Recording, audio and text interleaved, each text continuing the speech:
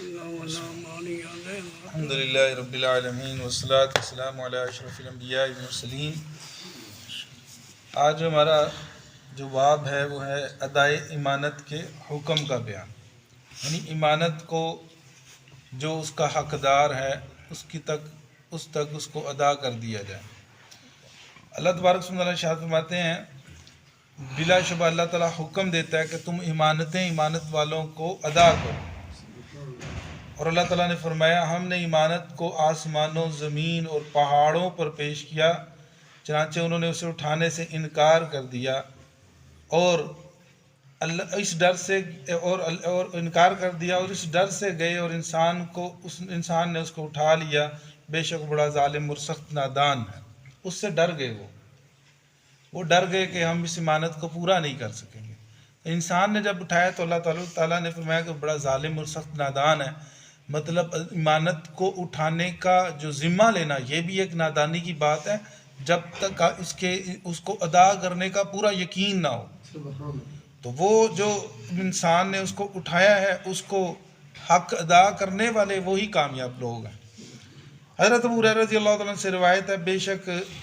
رسول اللہ صلی اللہ علیہ وسلم نے فرمایا منافق کی 3 نشانیاں ہیں،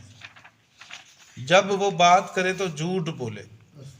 جب وعدہ کرے تو خلاف کرے، اور جب اس کے پاس امانت رکھی جائے تو خیانت کرے۔ تو امانت کو بڑے سنبھال کر رکھنا یہ بہت کم اس دور میں جو ہے وہ چیز پائی جاتی ہے۔ یہ ہمیں ایک چیز، چھوٹی چھوٹی چیزوں کا اپنی زندگی میں خیال کرنا چاہیے۔ ہمارے ایک دوست تھے، وہ پچھلے سال میرے ساتھ پڑھتے تھے، 1 سال 1.5 سال ہو گیا، تو ان کی ایک وہ چارجر کی تار وہ میرے کمرے میں رہ گئی یونیورسٹی میں۔ تو وہ 2-3 دن پہلے آئے تو میں نے کھولی تو میں نے کہا جی آپ کی تار پڑی ہوئی ہے، کہتے گھر لے جاتے تو اس کو استعمال کرتے۔ تو میں نے کہا نہیں یہ آپ کی امانت تھی، آپ لے جائیں، کوئی بات نہیں، یہ آپ کے فائل آپ کی تھی اور آپ ہی کی ہونی چاہیے۔ تو یہ ہمیں تھوڑا سا، مجھے کئی دفعہ ذہن میں آیا، کئی دفعہ تاریں گھر میں نہیں رہی تو میں نے کہا وہاں سے لے آتا ہوں، لیکن میں نے کہا نہیں یار وہ اجنبی بندہ ہے اور اس کو، تو اس کا بڑا اچھا اثر پڑتا ہے جب آپ امانت میں خیانت نہیں کرتے، وہ چیز اسی طرح واپس کر دیتے ہیں، اس کا بڑا ایک اچھا اثر پڑتا ہے۔ اور ایک روایت میں اگرچہ وہ روزہ رکھے اور نماز پڑھے اور گمان کرے کہ وہ مسلمان ہے، وہ پھر بھی منافق ہے، کیونکہ اس نے بات کرتا ہے، جھوٹ بولتا ہے، اور یہ وہ۔ حضرت حذیفہ بن یمان رضی اللہ عنہ سے روایت ہے کہ رسول اللہ صلی اللہ علیہ وسلم نے 2 باتیں بیان فرمائی، ان میں سے ایک کو میں نے دیکھ لیا ہے اور دوسری کا انتظار کر رہا ہوں۔ آپ نے ہم سے بیان فرمایا تھا کہ امانت لوگوں کے دلوں کی جڑ میں اتری، یعنی اسے فطرت کا حصہ بنایا، پھر قرآن نازل ہوا۔ پہلے امانت لوگوں کے دلوں میں اتاری گئی اور پھر قرآن نازل ہوا اور انہوں نے قرآن اور سنت کو جان لیا۔ پھر آپ نے ہم سے بیان کیا کہ امانت اٹھ جائے گی۔ آپ نے فرمایا اس طرح کہ ایک آدمی سوئے گا اور امانت اس کے دل سے قبض کر لی جائے گی، اس کا اثر ایک معمولی نشان کی طرح باقی رہ جائے گا۔ یہاں یہ بھی بات واضح رہے کہ ایسے نہیں کہ وہ سوئے گا تو جس طرح انسان سوتا ہے اس کو بل پڑ جاتا ہے اچانک تو وہ ہو جائے گا، نہیں، اس کی حرکتیں ایسی ہوں گی کہ ایک دن بس پھر وہ سوئے گا تو بس اللہ تعالیٰ کہیں گے بس یہ اس قابل نہیں۔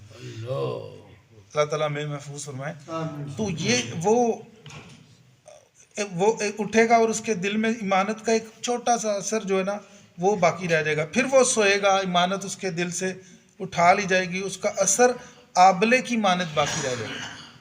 آبلے کی طرح، جیسے جن کو پنجابی چھالا پہ آئندہ، اس طرح جیسے ایک انگارہ ہو جسے تو اپنے پیر پر لڑکائے ہو تو اس سے چھالا نمودار ہو جائے، چنانچہ تو اسے ابھرا ہوا دیکھتا ہے لیکن اس میں کوئی چیز نہیں ہے۔ پھر آپ صلی اللہ علیہ وسلم نے ایک کنکری لی اور مثال سمجھانے کے لیے اسے پیر پر لڑکایا۔ لوگ صبح کے وقت باہم خرید و فروخت کرتے ہوں گے، ان میں سے کوئی امانت ادا کرنے کے قریب بھی نہ پھٹکتا ہوگا، حتیٰ کہ کہا جائے گا کہ فلاں شخص کی اولاد میں ایک ایمانت دار آدمی تھا، یعنی ایمانت دار بالکل کامیاب ہو جائیں گے اور ایمان دلوں سے ختم ہو جائے گا، حتیٰ کہ کہا جائے گا فلاں شخص کس قدر مضبوط، کس قدر ہوشیار اور کس قدر عقل مند ہے، یعنی یہ نہیں کہا جائے گا کہ فلاں شخص کتنا ایمانت دار ہے، یہ کہا جائے گا فلاں کتنا تیز ہے، کتنا چلاک ہے، کتنا سمجھدار ہے۔ حالانکہ اس کے دل میں ایک رائی کے برابر بھی ایمان نہیں ہوگا۔ راوی حدیث حضرت حذیفہ رضی اللہ عنہ بیان کرتے ہیں بلا شبہ مجھ پر ایک وقت ایسا گزر چکا ہے کہ مجھے یہ پرواہ نہیں ہوتی تھی کہ میں کس سے خرید و فروخت کر رہا ہوں، اس لیے کہ مجھے یقین ہوتا تھا کہ اگر وہ مسلمان ہے تو اس کا دین مجھ پر یہ چیز لوٹا دے گا، اور اگر عیسائی یا یہودی ہے تو اس کا ذمہ دار نگران مجھے میری چیز واپس کر دے گا، یعنی وہ بھی ان میں،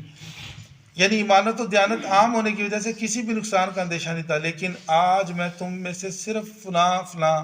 آدمی سے خرید و فروخت کرتا ہوں، ہر ایک سے نہیں کرتا۔ یہ اس وقت کی بات ہے، تو اب تو بڑا معاملہ خراب ہے۔